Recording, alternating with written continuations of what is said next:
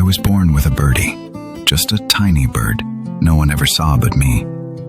Birdie only showed up when everything inside me was tearing apart. It didn't know how to laugh, just shook with fear and a kind of wild energy.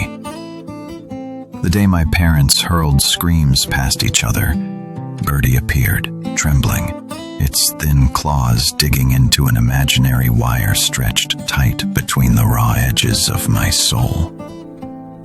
Nobody noticed, and Birdie kept its head down, feathers bruised purple, wind ripping it open, leaving it exposed in a sky with no shelter. Birdie was never strong. Every time I thought I'd grown big enough to forget, its weak wings would flutter, stuck on that wire, not because it believed it could fly, but because down below, there was nothing but a pit. All my secrets caved in. Over the years, Birdie only got more scarred, always flinching when strange winds blew. Some days I wanted to scream at Birdie, "Why won't you just let go?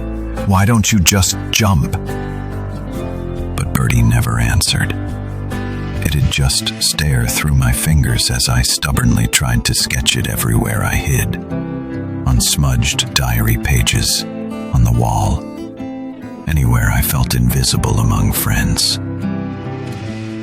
Birdie kept every secret, words I never dared to say, the times I shook before a crowd, the moments when all I wanted was to burst out of my own life. Nights were the worst. All the memories came back, loud and unfamiliar. Birdie clung to that wire through every storm, and I knew one hard gust could finish both of us. And yet Birdie survived, not because it was proud or understood or needed to be, just because it knew how to grip the thinnest line between hope and nothing, dreaming maybe that one day it could be accepted, flaws and all. The worst was when I crashed, betrayed, fired, crumpled on the cold floor. Birdie couldn't even spread its wings. I sketched it on the wall, crooked lines, lopsided wings, staring until I felt I'd become Birdie myself, sitting on the wire, looking down, terrified, unable even to end the pain. That's the twist. Birdie never wanted perfect freedom. It just wanted to exist in that limbo where every moment feels life or death. As long as I remember and breathe with it, maybe, just maybe, I can save myself. The next morning I wiped the drawing off the wall, almost like erasing it. Then, hand shaking, taped a blank sheet up. I haven't flown, but I'm still alive.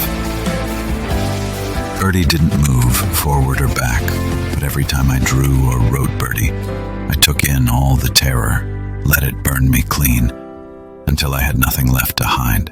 Out of that pain, I found just enough strength to admit, I'm allowed to be unsteady. I'm allowed to be weak. I'm allowed to survive, even if I'll always be the battered bird on the tightrope. Maybe to everyone else, Birdie is only fear, only failure. But I know this. As long as that wire holds, as long as Birdie hasn't let go, I'm still here. I still get to challenge this life with all the messy, wild heart nobody can steal.